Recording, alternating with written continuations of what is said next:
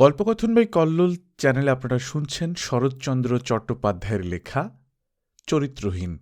আজ পঞ্চম পর্ব। উপেন্দ্র সতীশের শীর্ণ শুষ্ক মুখের পানে চাহিয়া বলিলেন, ভায়ার এই কি ডাক্তারি শেখার নমুনা নাকি? সতীশ হাসিয়া কহিল, হল না উপিন্দা।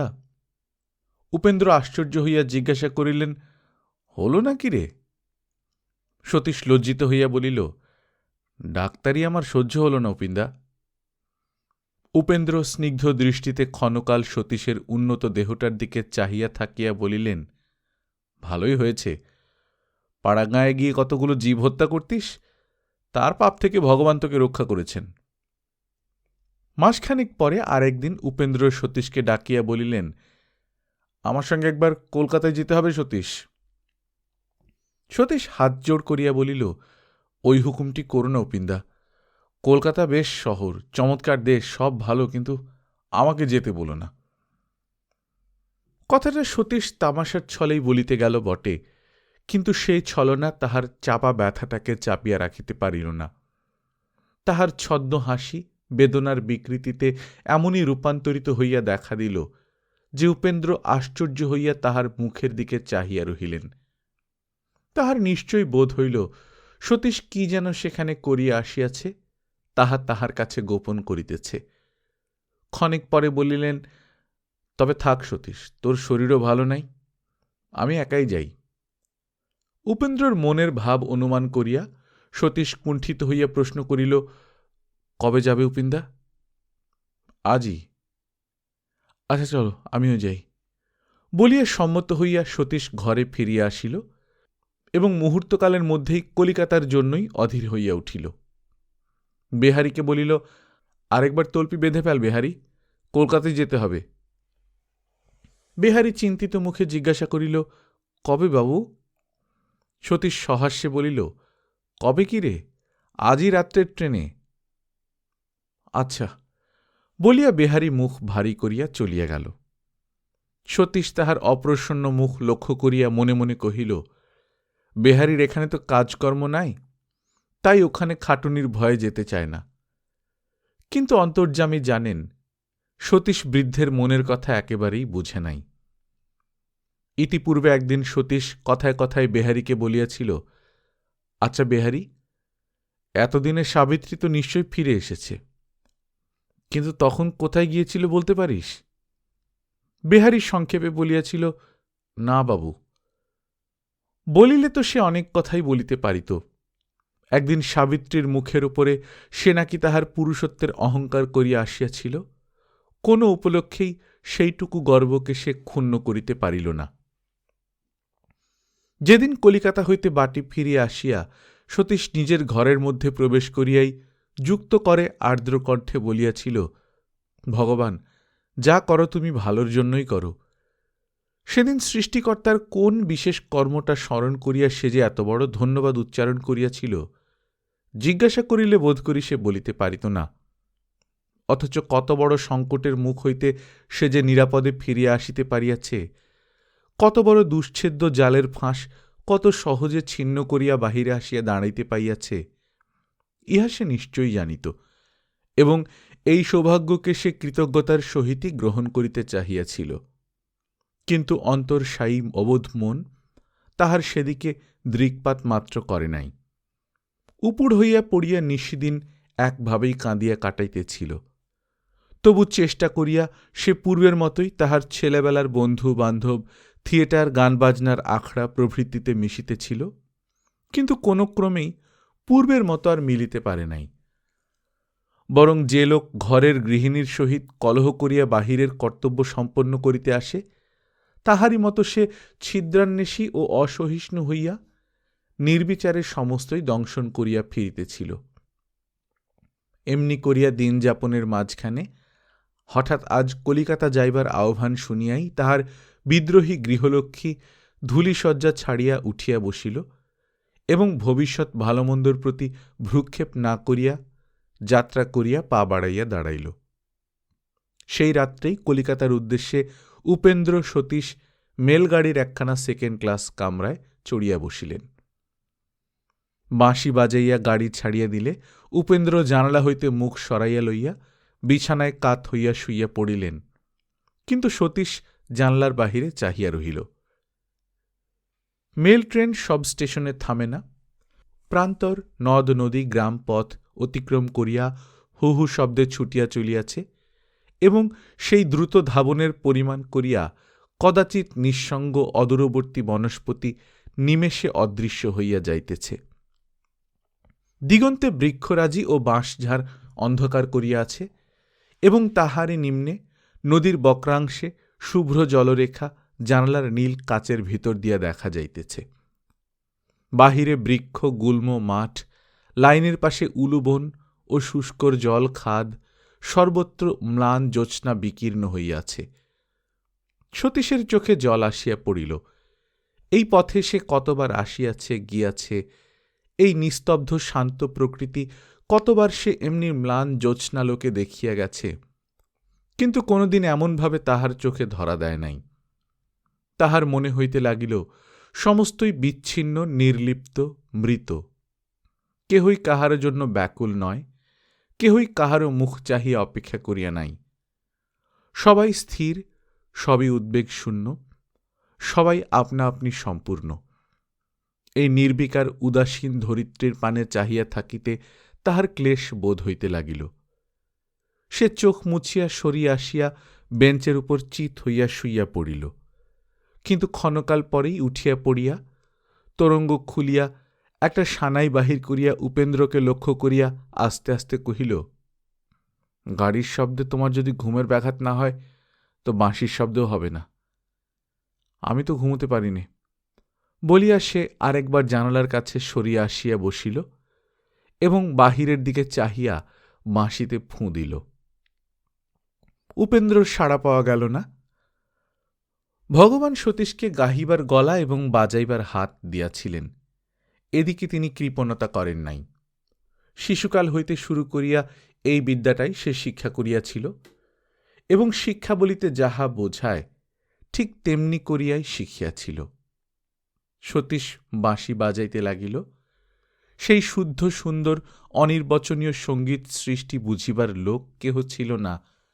শুধু বাহিরে আকাশের খণ্ড চন্দ্র তাহাকে অনুসরণ করিয়া ছুটিয়া চলিতে লাগিল এবং মাটির উপর সুপ্ত জ্যোৎস্নার ঘুম ভাঙিয়া গেল।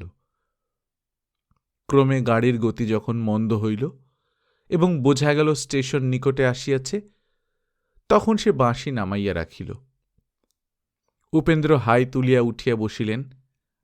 না, যদি শিখতে হয় তো সানাই বাজাতে শিখব। সেদিন তোর সেতার শুনে মিথ্যে একটা সেতার কিনে ফেললাম, টাকাগুলোই মাটি। সতীশ হাসিয়া বলিল, রক্ষে করো উপিন্দা, তাই বলে যেন সানাই কিনো না। ঘরে বসে ও যন্ত্রণা শেখবার চেষ্টা করলে আর পাড়ায় লোক টিকতে পারবে না। উপেন্দ্র লেশমাত্র কুণ্ঠিত না হইয়া বলিলেন, না, শিখি তো তোরই ঘরে বসে শিখব। বলিতে দুজনেই হাসিয়া উঠিলেন। পরদিন অনেক বেলায় গাড়ি হাওড়ায় থামিলে উপেন্দ্র জিজ্ঞাসা করিলেন, তুই কোথায় যাবি রে? সতীশ আশ্চর্য হইয়া বলিল, ও আবার কি কথা, তোমার সঙ্গে? তোর যাবার জায়গা নেই? বেশ, যা হোক তো তুমি। এই সম্বন্ধে আর কোনো কথা হইল না। স্টেশনে নামিতেই একজন বিলাতি পোশাক পরা বাঙালি সাহেব উপেন্দ্রর হাত ধরিলেন। ইনি উপেন্দ্রর বাল্যবন্ধু জ্যোতিষ রায়, ব্যারিস্টার, তার পাইয়া লইতে আসিয়াছিলেন। বাহিরে তাহার গাড়ি দাঁড়াইয়াছিল। অল্প স্বল্প জিনিসপত্র যাহা সঙ্গে ছিল কুলি গাড়ির উপর তুলিয়া দিলে তিনজনে ভেতরে উঠিয়া বসিলেন। বেহারি কোচ বাক্সে চড়িয়া বসিল এবং কোচপেন গাড়ি হাঁকাইয়া দিল। অনেক পরে অনেক রাস্তা গলি পার হইয়া বড় বড় থাম দেওয়া প্রকাণ্ড একটা বাটির সম্মুখে আসিয়া গাড়ি থামিল। তিনজনে নামিয়া গেল। সন্ধ্যা হইতে আর বিলম্ব নাই।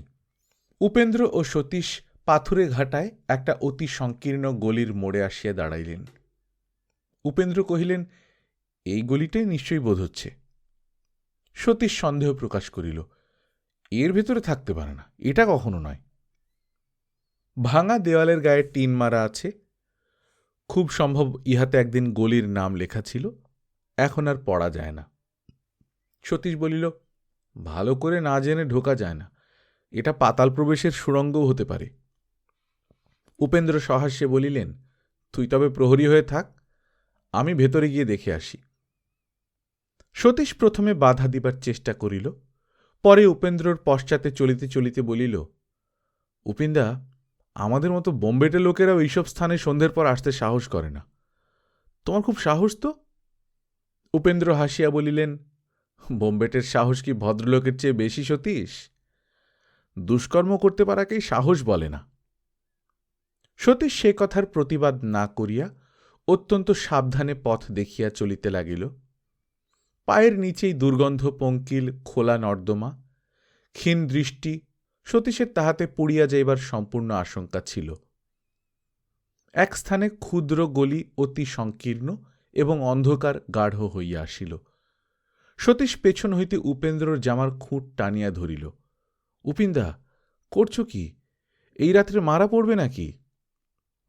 উপেন্দ্র হাসিয়া বলিলেন, আমার এতক্ষণে ঠিক মনে পড়েছে। আর একটা বাড়ির পরেই 13 নম্বরের বাড়ি। প্রায় বছর 8 আগে একদিন মাত্র এখানে এসেছিলাম, সেই জন্যই প্রথমে চিনতে পারিনি। এখন চিনেছি, এই পথই বটে। সতীশ বিশ্বাস করিল না, বলিল, পথ বটে, কিন্তু তোমার আমার জন্যে নয়। যাদের জন্যে বিশেষ করে এই পথের সৃষ্টি, তাদের কারোর সঙ্গে গা ঠেকাঠেকি হয়ে গেলে এই রাত্রে স্নান করে মরতে হবে। এই বেলা ফিরে যাই, চলো।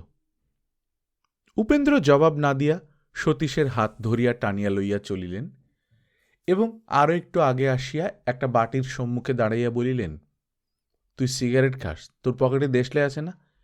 একবার জেলে দেখ দেখি ক নম্বর বাড়ি। সতীশ আলো জ্বালিয়া বেশ ভালো করিয়া বাড়ির নম্বর পরীক্ষা করিয়া বলিল, ভালো পড়া গেল না, কিন্তু চৌকাঠের গায়ে খড়ি দিয়ে 13 নম্বর লেখা আছে। বোধহয় তোমার কথাই ঠিক, কিন্তু জিজ্ঞাসা করি, বাড়ির নম্বর 13ই হোক আর 53ই হোক, এখানে তোমার প্রয়োজনটা কি হতে পারে? উপেন্দ্র উত্তর না দিয়া ডাকিতে লাগিলেন, হারান্দা, ও হারান্দা। ওপরে নিচে কাছে দূরে সর্বত্র অন্ধকার, শব্দমাত্র নাই। সতীশ ভীত হইয়া উঠিল। উপেন্দ্র আবার ডাকিতে লাগিলেন। বহুক্ষণে ওপরের জানালা ঈষৎ মুক্ত করিয়া স্ত্রী কণ্ঠে সাড়া আসিল, কে? উপেন্দ্র বলিলেন, দরজা খুলে দিতে বলুন, হারান্দা কোথায়? যাচ্ছি, একটু দাঁড়ান। ক্ষণপরেই দরজা খোলার শব্দের সহিত ক্ষীণ আলোর রেখা পথের উপর আসিয়া পড়িল। উপেন্দ্র দরজা ঠেলিয়া চৌকাঠের উপর দাঁড়াইয়া স্তম্ভিত হইয়া গেলেন। স্ত্রীলোকটি কেরোসিনের ডিবা হাতে করিয়া একপাশে দাঁড়াইয়া আছে। মাথার ওপরে অল্প একটুখানি আঁচলের ফাঁক সযত্ন রচিত কবরীর এক অংশ দেখা যাইতেছে। দেখা গেল তাহার একটিমাত্র কেশও স্থানভ্রষ্ট হয় নাই। নিখুঁত সুন্দর মুখের উপর হাতের আলোক সম্পাত, ভ্রুযুগলের মধ্যে সন্নিবিষ্ট কাঁচপোকার টিপ চিকচিক করিয়া উঠিল এবং ঈষৎ আনত চোখ দুটি দিয়া যে বিদ্যুৎ প্রবাহ বহিয়া গেল, চতুর্দিকের নিবিড় অন্ধকার তাহার অপূর্ব জ্যোতি ক্ষণকালের জন্যে উভয়কেই বিভ্রান্ত করিয়া ফেলিল। সতীশ স্পষ্ট দেখিতে পাইল, ওষ্ঠাধরে হাসির রেখা বাধা পাইয়া বারংবার ফিরিয়া যাইতেছে। সে উপেন্দ্রর গা ঠেলিয়া দিল। উপেন্দ্র সচকিত ব্যস্তভাবে বলিয়া উঠিলেন, হারান্দা কোথায়? স্ত্রীলোকটি বলিল, তিনি উপরে আছেন, উঠতে হাঁটতে পারেন না। মাও আজ 7-8 দিন শয্যাগত, বাড়ির মধ্যে শুধু আমি ভালো আছি। আপনি উপেন্দ্রবাবু তো? আমরা আশা করেছিলাম আপনি কাল আসবেন, তাই প্রস্তুত ছিলাম না। রান্নাঘরে থাকলে এদিকের সাড়া শব্দ শোনা যায় না, অনেক ডাকাডাকি করতে হয়। উপরে আসুন, এখানে বড় ঠান্ডা। বলিয়াই পথ দেখাইয়া উপরের সিঁড়িতে উঠিতে লাগিল। 2-3 ধাপ উঠিয়া মুখ ফিরাইয়া হাতের আলোটা নিচু করিয়া বলিল, সাবধানে উঠবেন, সিঁড়ির ইট অনেকগুলো খসে গেছে। ইহার আশঙ্কা অমূলক নহে, তাহা চাহিবা মাত্রই উভয়ে টের পাইলেন এবং সতর্ক হইয়া উঠিতে লাগিলেন। কোঠাবাড়ি, পূর্বে উপরতলায় 4-5টি ঘর ছিল, তাহার গোটা 2 একেবারে পড়িয়া গিয়াছে এবং একটা আগামী বর্ষায় পড়িবার জন্যে ঠিক হইয়াছে। বাকি 3টার মধ্যে সুমুখের ঘরটায় 3 জনেই প্রবেশ করিলেন। বোঝা গেল অত্যন্ত অনধিকার প্রবেশ হইয়াছে। মুশিকের দল তখন জীর্ণ ও পুরাতন অব্যবহার্য শয্যা ও উপধান হইতে তুলা বাহির করিয়া ঘরময় ছড়াইয়া যদৃচ্ছা বিচরণ করিয়া ফিরিতেছিল। অসময়ে আলোক ও জনসমাগমে ছোটাছুটি চেঁচামেচি করিয়া উঠিল।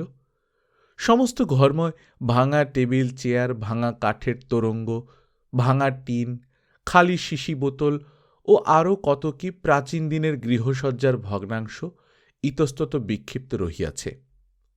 তাহারই একধারে একটা তক্তপোষ পাতা, ছেঁড়া গদি, ছেঁড়া তোষক, ছেঁড়া বালিশ প্রভৃতি গাদা করিয়া জোর করিয়া একধারে ঠেলিয়া রাখিয়া তাহারই একাংশে একটা মাদুর পাতা রহিয়াছে। এটা অভ্যাগতদের জন্য। স্ত্রীলোকটি মেঝের উপর কেরোসিনের ডিবাটা রাখিয়া দিয়া কহিল, একটু অপেক্ষা করুন, আমি সংবাদ দিই বলিয়া ঘর হইতে বাহির হইবা মাত্রই সতীশ জুতা শুদ্ধ সেই অভ্যাগতদের আসনটির ওপর লাফাইয়া উঠিয়া দাঁড়াইল। উপেন্দ্র সভয়ে বলিয়া উঠিলেন, ও কিও? সতীশ ফিসফিস করিয়া তর্জন করিয়া উঠিল, আগে প্রাণরক্ষে হোক, তারপরে ভদ্রতা রক্ষে হবে। দেখছ না, পায়ের কাছে আলো দেখে ঘরের সমস্ত সাপখোপ ছুটে আসছে। সতীশ যেমন করিয়া ভয় দেখাইল, তাহাতে বিচার বিতর্কের আর অবসর রহিল না। উপেন্দ্র লাফাইয়া উঠিয়া পড়িলেন।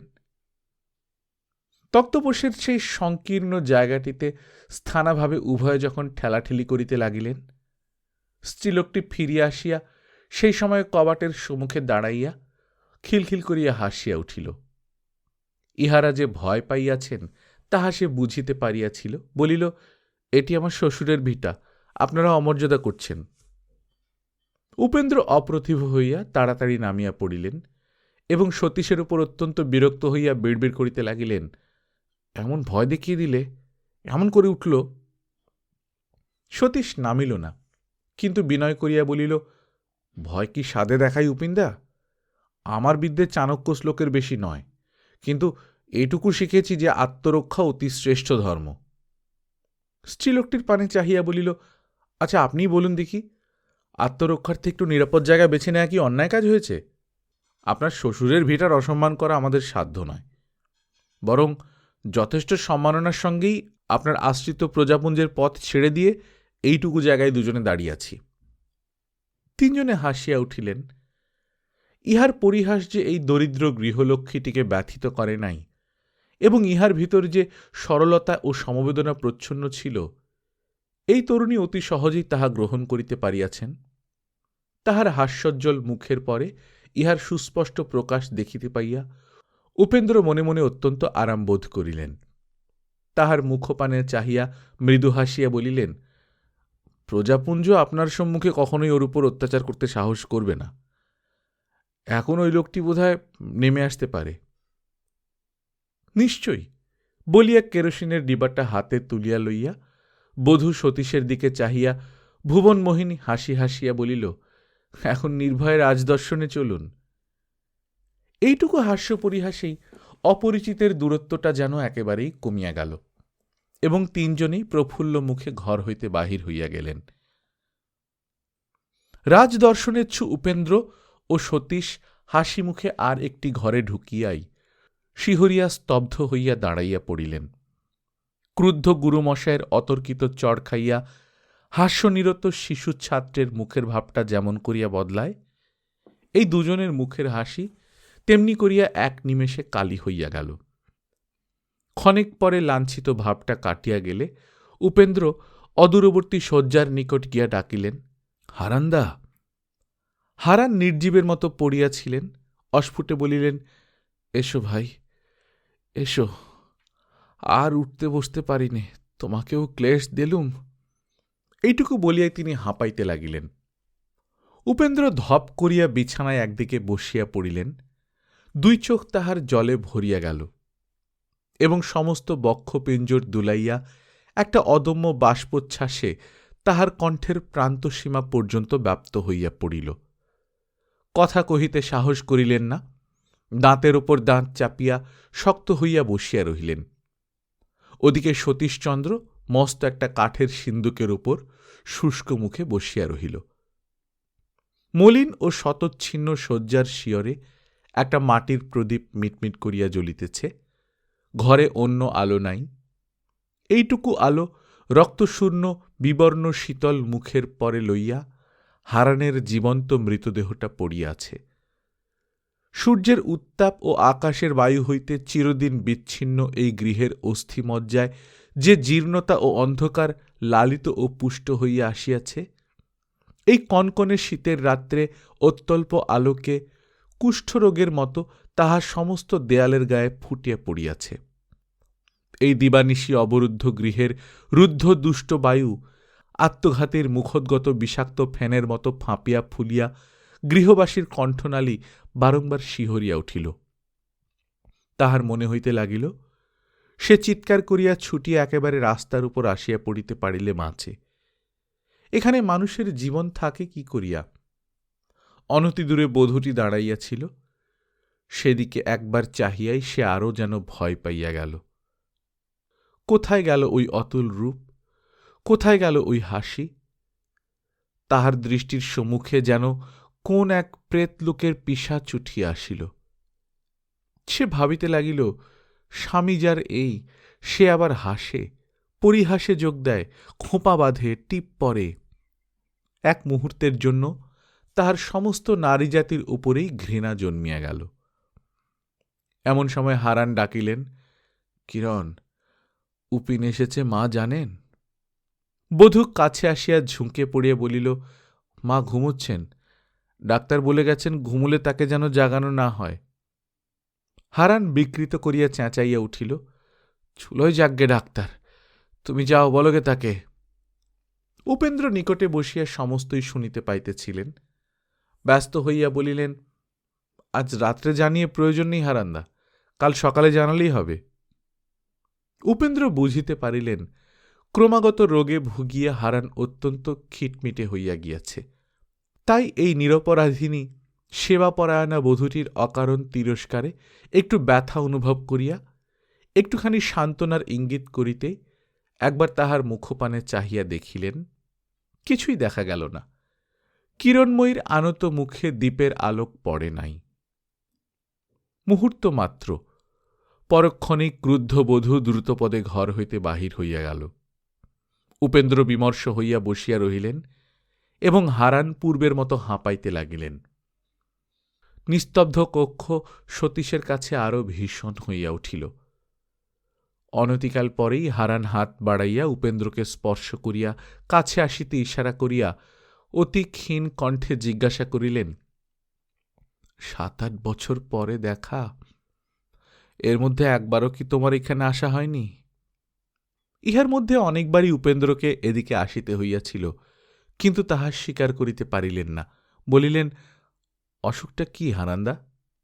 হারান কহিলে, জ্বর, কাশি ইত্যাদি। এখন ওই প্রসঙ্গের আর প্রয়োজন নেই, সমস্তই শেষ হয়েছে। ওধারে সিন্দুকের ওপর উপবিষ্ট সতীশ মনে মনে মাথা নাড়িল। হারান পুনশ্চ বলিলেন, আমারও তোমার কথা মনে পড়েনি, সময়ে মনে পড়লে হয়তো কাজ হতো। ক্ষণকাল মৌন থাকিয়া নিজেই বলিলেন, কাজ আর কি হতো? তা নয়, থাকবে ওসব কথা। একটা কাজ করো ভাই, আমার 1002 টাকার লাইফ ইন্স্যুর আছে, আর এই ভাঙা বাড়িটা। তুমি উকিল, একটা লেখাপড়া করে দাও যেন সব জিনিসের ওপর তোমারই পুরো হাত থাকে। তারপরে রইলে তুমি আর আমার বুড়ো মা। উপেন্দ্র বলিলেন, আর তোমার স্ত্রী? আমার স্ত্রী কিরণ? হ্যাঁ, ও তো আছেই, ওর বাপ মা কেউ বেঁচে নেই, ওকেও দেখো। উপেন্দ্র নির্নিমেষ চোখে মুমূর্ষুর মুখে পানে চাহিয়া চাহিয়া ভাবিতে লাগিলেন। সতীশ পকেট হইতে ঘড়ি বাহির করিয়া দাঁড়াইয়া উঠিয়া বলিল, উপিন্দা, রাত্রি 10টা বেজে গেছে, ওখানে ওরা বোধহয় ব্যস্ত হচ্ছেন। হারান চাহিয়া দেখিয়া বলিলেন, এটি কে উপিন? আমার বন্ধু, একসঙ্গেই কলকাতায় এসেছি। এখন তবে আসি হারান্দা, কাল সকালে আবার আসব। না, কাল নয়, একেবারে কাগজ তৈরি করে পরশু এসো। যা কিছু আমার আছে আর যা কিছু আমার বলবার আছে সেই দিনেই বলে দেব। কোথায় আছো? এখানে? শহরের একধারে এক বন্ধুর ওখানে উঠেছি। যাইতে উদ্যত হইলে হারান ডাকিয়া বলিলেন, কিরণ। উপেন্দ্র তাড়াতাড়ি বাধা দিয়া বলিলেন, থাক হারান্দা, সতীশের পকেটে দেশলাই আছে, স্বচ্ছন্দে নেমে যেতে পারব। তিনি বোধ করি কাজে ব্যস্ত আছেন। তদুত্তরে হারান কি যেন বলিলেন, বোঝা গেল না। সতীশ কবাট খুলিতেই বোধ হইল কে যেন দ্রুতপদে সরিয়া গেল। কি নিবিড় অন্ধকার! একে কৃষ্ণপক্ষের আকাশে মেঘ করিয়া আছে, তাহার উপরে চতুষ্পার্শ্বের উঁচু বাড়িগুলো সেই অন্ধকারকে যেন ঠেলিয়া আনিয়া নিচের অপ্রশস্ত উঠানটির ওপরে এই ভাঙা খোলা বারান্দার ভেতরে একেবারে জমাট বাঁধাইয়া দিয়াছে। দুজনে আন্দাজ করিয়া সিঁড়ির নিকট আসিতেই দেখিলেন, নিচে সেই কেরোসিনের ডিবাটা রাখিয়া কিরণময়ী স্থির হইয়া বসিয়া আছে। যাইতেই দাঁড়াইয়া উঠিয়া বলিল, আলো দেখাচ্ছি, সাবধানে নেমে আসুন, আপনাদের জন্যই বসে আছি। এই অন্ধকার শীতল রাত্রে এই দুরন্ত হিমের মধ্যে স্যাঁতস্যাঁতে ভেজা মাটির উপর একাকিনী বধূকে তাহাদের অপেক্ষায় বসিয়া থাকিতে দেখিয়া এবং তাহার আসন্ন বৈধব্যের কথা মুহূর্তে স্মরণ করিয়া উপেন্দ্রর চোখে জল আসিয়া পড়িল। সদরের কবাট তখনও বন্ধ করা হয় নাই। নিচে নামিয়াই সতীশ একেবারে গলির মধ্যে আসিয়া দাঁড়াইল, কিন্তু উপেন্দ্র পিছন হইতে বাধা পাইয়া ফিরিয়া দাঁড়াইলেন। কিরণময়ী তাহার সকরুণ তীব্র চক্ষু দুটি তাহার মুখের উপর পাতিয়া একটা বিশেষ ভঙ্গি করিয়া দাঁড়াইয়া আছে। ক্ষণকালের নিমিত্ত উপেন্দ্র হতবুদ্ধির মতো নিশ্চল হইয়া রহিলেন। কিরণ জিজ্ঞাসা করিল, উপেন্দ্রবাবু, আপনি আমাদের কে? এই অদ্ভুত প্রশ্নের কি উত্তর উপেন্দ্র ভাবিয়া পাইলেন না। সে পুনরায় বুঝাইয়া বলিল, আপনি আমার স্বামীর কি কোনো আত্মীয়? এতদিন এ বাড়িতে এসেছি, কিন্তু আপনার নাম ওর কাছে কোনোদিন শুনিনি, মার কাছেও শুনিনি। শুধু যেদিন আপনাকে চিঠি লেখা হয় সেদিন শুনি, তাই জিজ্ঞেস করছি। বাহির হইতে সতীশ ডাকিল, উপিন্দা, এসো না। উপেন্দ্র বলিলেন, না, আত্মীয় নয়, তবে বিশেষ বন্ধু। বাবা যখন নোয়াখালীতে ছিলেন, হারান্দার পিতাও সরকারি স্কুলে মাস্টারি করতেন, আমাকেও বাড়িতে পড়াতেন। হারান্দা আর আমি অনেকদিন একসঙ্গে পড়ি। কিরণময়ী একটুখানি হাসিয়া বলিল, ও এই, এর জন্যে লেখাপড়া করা? আচ্ছা উপিনবাবু, আপনি সমস্তই নিজের নামে লিখে নেবেন? বিলম্ব দেখিয়া সতীশ মুখ বাড়াইয়াছিল, সেই চট করিয়া জবাব দিয়া ফেলিল, সেই রকম তো স্থির হয়েছে। হারানের ঘর হইতে বাহির হইবার সময় কে যে দ্রুতপদে বাহিরে সরিয়া গিয়াছিল তাহা সে পূর্বেই বুঝিয়াছিল। বধূ তাহার দিকে ফিরিয়া চাহিয়া বলিল, এই যে আপনিও আছেন, বেশ কথা, ভালো কথা। এতদিনে এত কষ্ট করেও যা হোক করে সন্ধে দুমুঠো জুটেছিল, এখন পথে দাঁড়াতে হবে। তাই হোক, আপনারাই সমস্ত ভাগ করে নিন। উপেন্দ্র স্তম্ভিত হইয়া গেলেন। সতীশ জবাব দিল, যার জিনিস সে যদি দিয়ে যায়, কারো কিছু বলবার নেই। কিরণময়ীর দুই চোখ আগুনের মতো জ্বলিয়া উঠিল। বলিল, আমার আছে, মরণকালে মতিচ্ছন্ন হয়, আমার স্বামীর তাই হয়েছে, কিন্তু আপনারা লিখে নেবার কে? সতীশ কিছুমাত্র কুণ্ঠিত না হইয়া তৎক্ষণাৎ বলিয়া উঠিল, তা জানি নে, কিন্তু হারানবাবুর আজও যে বুদ্ধি আছে, আমার অন্তর্যামী এ কথায় সায় দিচ্ছেন। কিরণময়ী অত্যন্ত বিদ্রূপের স্বরে জবাব দিল, চমৎকার যুক্তি। লোকে কথায় বলে, যাক লোকের কথা। উপেন্দ্রকে উদ্দেশ্য করিয়া কহিল, কিন্তু এই কথা জিজ্ঞাসা করি, আমি কি করে জানব শেষকালে ইনি পথে বসাবেন না? কেমন করে বিশ্বাস করব ইনি ফাঁকি দেবেন না? এত বড় আঘাত হঠাৎ উপেন্দ্রর যেন অসহ্য বোধ হইল। কি একটা বলিতেও গেল, কিন্তু না বলিয়া চুপ করিয়া নিজেকে সামলাইতে লাগিল। সতীশ মৃদুস্বরে বলিল, বৌঠাকরুন, জানবার আবশ্যক আপনার নেই। কিরণময়ীও তৎক্ষণাৎ জবাব দিতে পারিল না। এই বিদ্রুপাত্মক আত্মীয় সম্বোধনের স্পর্ধায় সে অবাক হইয়া গিয়াছিল।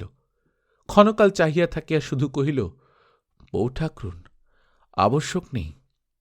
সতীশ বলিল, না, আপনি নিজের অধিকার যদি নিজে নষ্ট না করতেন, হারানবাবুর এই সতর্কতার আবশ্যক ছিল না। এত রাত্রে রাগারাগি করবেন না, একটু বুঝে দেখুন দেখি। তীব্র কার্বলিকের গন্ধে সাপ যেমন করিয়া তাহার উদ্যত ফনা মুহূর্তে সংবরণ করিয়া আঘাতের পরিবর্তে আত্মরক্ষার পথ অন্বেষণ করে, এই নিরুপমা, এই লীলা কৌশলময়ী তেজস্বিনী যুবতী চক্ষের পলকে তেমনি সংকুচিত হইয়া বলিল, আমার কথা উনি কি বলেছেন শুনি? উপেন্দ্র আর চুপ করিয়া থাকিতে পারিলেন না।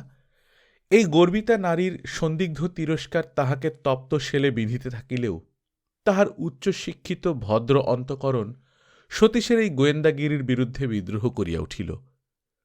সে যে অন্যায় উত্তেজনার দ্বারা কি একটা গুপ্ত রহস্য টানিয়া বাহির করিবার চেষ্টা করিতেছিল, ইহা তিনি বুঝিয়াছিলেন।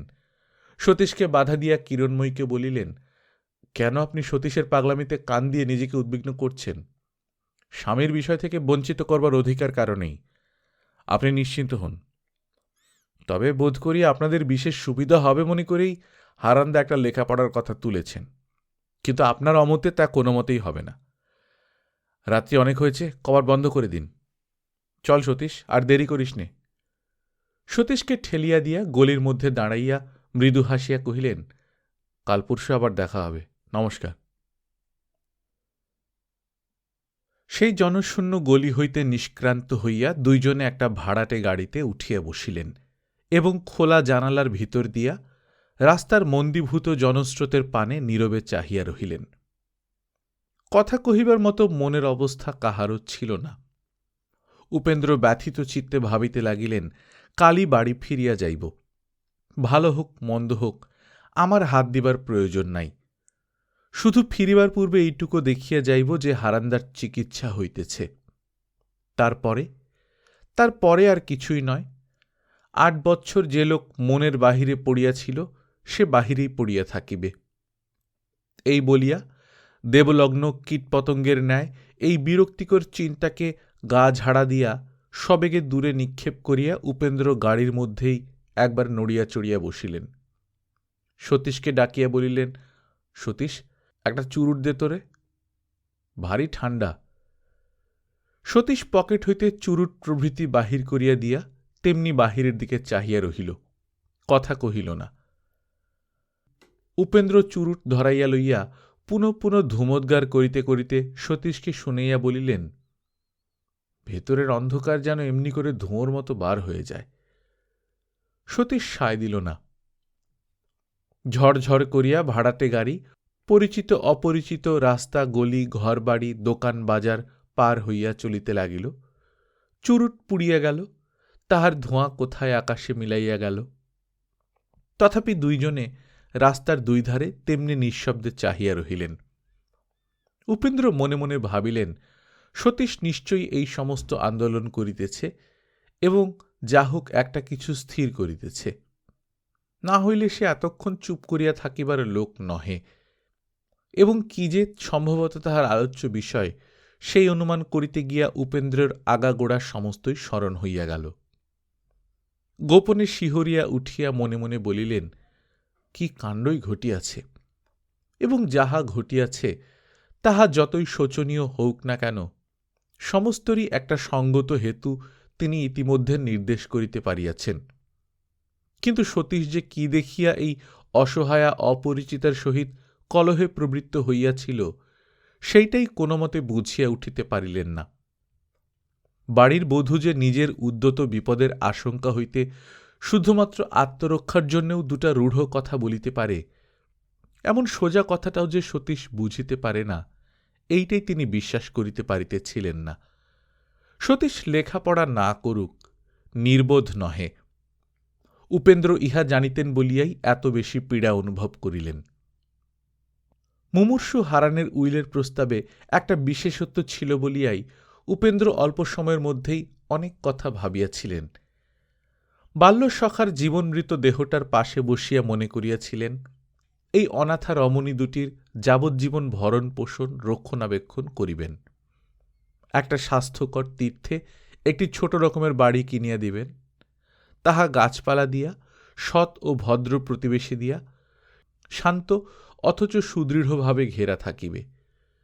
গৃহপালিত গোবৎসের সেবা করিয়া, অতিথি ব্রাহ্মণের পূজা করিয়া, বারব্রত আচরণ করিয়া এই দুটি নারীর দিনগুলি যেমন করিয়া অতিবাহিত হইয়া যাইবে, ইহার খসড়া চিত্রটাই কল্পনায় মধুর হইয়া উঠিয়াছিল। এই ছবিটির একধারে গাছপালার আড়ালে সমস্ত প্রয়োজনীয় দ্রব্যের পেছনে নিজের একটুখানি স্থান বোধ করি আপনি অজ্ঞাতসারেই চিহ্নিত করিবার প্রয়াস পাইতেছিলেন। এমনি সময়ে কিরণময়ীর কদর্য অভিযোগ, সংশয়ক্ষুব্ধ ক্রুদ্ধ তপ্তশ্বাস ঘূর্ণিঝড়ের মতো সেই ছবির চিহ্ন পর্যন্ত লুপ্ত করিয়া দিল। উপেন্দ্র আর চুপ করিয়া থাকিতে পারিলেন না, ডাকিয়া বলিলেন, সতীশ, কি ভাবছিস রে? সতীশ বাহির হইতে দৃষ্টি সরাইয়া লইয়া উপেন্দ্রের দিকে চাহিয়া বলিল, ভাবছি কি জানো উপিন্দা, ছেলেবেলা একটা বাংলা নভেল পড়েছিলাম, সেই কথাই ভাবছি। উপেন্দ্র প্রশ্ন করিলেন, কি নভেল?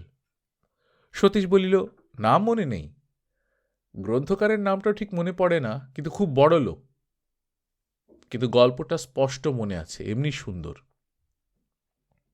উপেন্দ্র কৌতূহলী হইয়া তাহার দিকে চাহিয়া রহিলেন। সতীশ অনুযোগের স্বরে বলিল, চিরকাল ইংরেজি পড়েই দিন কাটালে উপিন্দা, কোনোদিন বাংলার দিকে চাইলে না, কিন্তু আমাদের দেশে এমন সব বই আছে, একবার পড়লে জ্ঞান জন্মে যায়। এই বলিয়া সে একটা সুদীর্ঘ নিঃশ্বাস ফেলিয়া চুপ করিয়া রহিল। উপেন্দ্র বিরক্ত হইয়া বলিলেন, আগে গল্পটা বল শুনি, তারপর দেখা যাবে কতটা জ্ঞান জন্মায়। সতীশ হাসিল, রাগ করবে না বলো? না, তুই বল। অতি সুন্দর গল্প। বইতে লেখা আছে, একজন বড়লোক জমিদার নৌকা করিয়া যাইতেছিলেন। একদিন সন্ধ্যাবেলা হঠাৎ মেঘ করিয়া ভয়ানক ঝড় বৃষ্টি শুরু হইয়া গেল। তিনি তো ভয়ে ডাঙায় উঠিয়া পড়িলেন। সম্মুখের একটা মস্ত বড় ভাঙা বাড়ি, বৃষ্টির ভয়ে তাহাতেই ঢুকিলেন। বাড়িটি আর ঘরে ঘরে অন্ধকার, জনমনুষ্য নাই। সমস্ত বাড়িময় ঘুরিয়া ঘুরিয়া শেষে উপরের একটা ঘরে দেখিলেন মিটমিট করিয়া প্রদীপ জ্বলিতেছে এবং ছেঁড়া বিছানায় একটা লোক মরমর হইয়া পড়িয়া আছে এবং তাহার পদ্মপলা সাক্ষী রূপসী স্ত্রী লুটিয়া কাঁদিতেছে। সে রাত্রে কি একটা ভয়ঙ্কর স্বপ্ন দেখিয়াছিল। আচ্ছা উপেন্দ্র, তুমি স্বপ্ন বিশ্বাস করো? উপেন্দ্র সংক্ষেপে বলিলেন, না। তারপরে?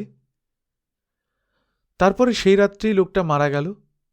জমিদারবাবু পদ্মপলা সাক্ষী বিধবাকে ঘরে আনিয়া জোর করিয়া বিবাহ করিয়া ফেলিলেন। চতুর্দিকে ছিছি পড়িয়া গেল, আর সেই দুঃখে তাহার প্রথম স্ত্রী বিষ খাইয়া আত্মঘাতী হইলেন।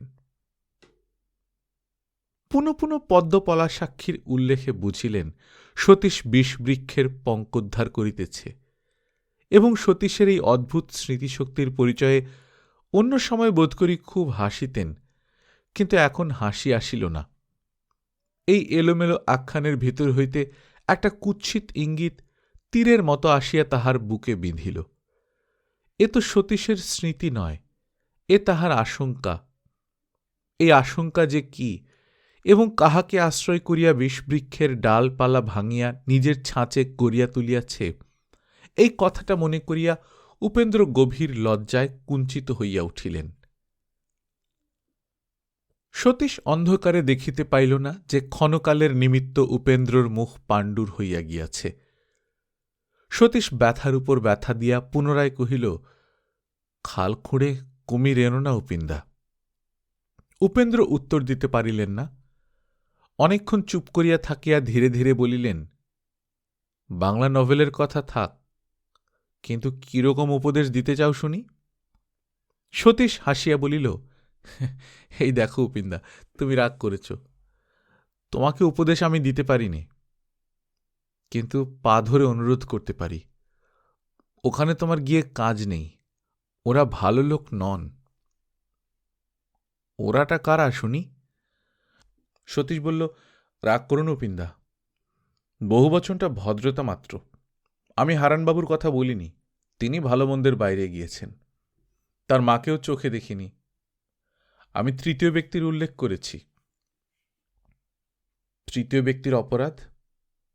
দেখো সতীশ, তোমার বাবা যদি আরেকজনকে তার সর্বস্ব লিখে দেবার সংকল্প করেন, তুমি বোধ করি খুব আনন্দ করবে না? না, আশীর্বাদ করো উপিন্দা, বাবার যেন সেই দরকার না হয়। তিনি আমাকে তার ভালো ছেলে বলে আহ্লাদ করেন না জানি, আমি তার মন্দ ছেলে। কিন্তু এই মন্দ ছেলেটি তার মৃত্যুর সময় সাজগোজ করে টিপ পরে ঘুরে বেড়াবে না। আজ আমার বাঁচালো তো মাফ করো উপিন্দা, কিন্তু তোমার একটুখানি চোখ থাকলেও দেখতে পেতে হারানবাবুর এই প্রস্তাব কেবল খেয়াল নয়, বরং অনেক দিনের চিন্তার ফসল। সতীশ পুনশ্চ বলিল, তুমি মনে করো না উপিন্দা, হারানবাবু তোমাকে সমস্ত ভারার্পণ করবার সময় তার স্ত্রীর কথাটাই ভুলেছিলেন, কিংবা লজ্জায় বলতে পারছিলেন না। বরং আমার বিশ্বাস, তুমি যদি নিজে উল্লেখ না করতে, তিনি স্বেচ্ছায় কোনো কথাই বলতেন না। উপেন্দ্র মনে মনে যৎপরনাস্তি বিরক্ত হইতে থাকিলেও এতক্ষণ পর্যন্ত মৌন হইয়া শুনিতেছিলেন। কিন্তু পরস্ত্রী সম্বন্ধে এই সমস্ত সন্দিগ্ধ ইঙ্গিত তাহার অসহ্য হইয়া উঠিল। কঠোর স্বরে বলিয়া উঠিলেন, সতীশ, তুমি যে এত ইতর হয়ে গেছ আমার ধারণা ছিল না। বোধ করি তুমি আলাপ পরিচয়েরও নিচে গেছ। সতীশ হাসিল, বলিল, ইতর কিসে? মন্দকে মন্দ বলেছি এই জন্যে? ভালো হোক মন্দ হোক তোমার অধিকার। অধিকার আবার কি? ওটা ইংরেজি কথা, বাংলায় ওর মানে হয় না। আমাদের সমাজে অত সূক্ষ্ম বিচার চলে না। জেলখানার কয়েদিকে চোর বলতেও অনেকে আপত্তি করেন, কিন্তু সে কথা তো সাধারণ 5 জনে মেনে চলতে পারে না। সেটা আলাদা কথা। চুরি প্রমাণ হওয়ার পর তাকে চোর বলে, চোর জেলে যায়। কিন্তু এর সম্বন্ধে কি প্রমাণ তুমি পেয়েছ? প্রমাণ না হয়েও অনেকে জেলে যায়, সেটা জজ সাহেবের হাতে। আমরা যেটা বুঝতে পারিনি তিনি সেটা বোঝেন। আবার তুমি আমি যেটা জলের মতো সোজা দেখি, অনেক জজ সাহেবের কাছে সেটা হয়তো পাহাড় পর্বত। আজ তোমার সম্বন্ধেও এই কথা খাটে। মনে করো না ভুল বকছি উপিন্দা, এত বড় দুনিয়াটা চোখের উপর রেখেও অনেকে ঈশ্বরের প্রমাণ খুঁজে পায় না।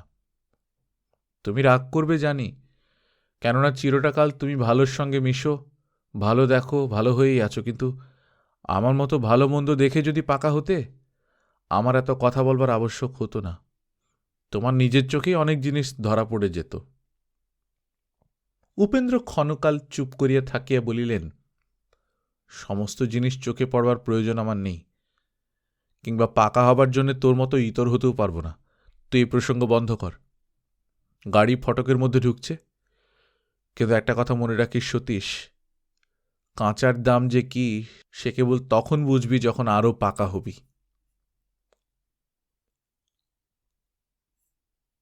গল্পকথন বাই কল্লোল চ্যানেলে আপনারা শুনছিলেন শরৎচন্দ্র চট্টোপাধ্যায়ের লেখা চরিত্রহীন। আজ 5ম পর্ব। আমরা নিয়মিত গল্প পাঠ করে শোনাচ্ছি। আপনারা যারা প্রথমবার মতো শুনছেন, কাইন্ডলি সাবস্ক্রাইব করে নেবেন। গল্প পাঠ ভালো লাগলে বন্ধুদের সঙ্গে শেয়ার করবেন। নিজে ভালো থাকবেন, আশপাশের লোকজনকে ভালো রাখবেন। টাটা।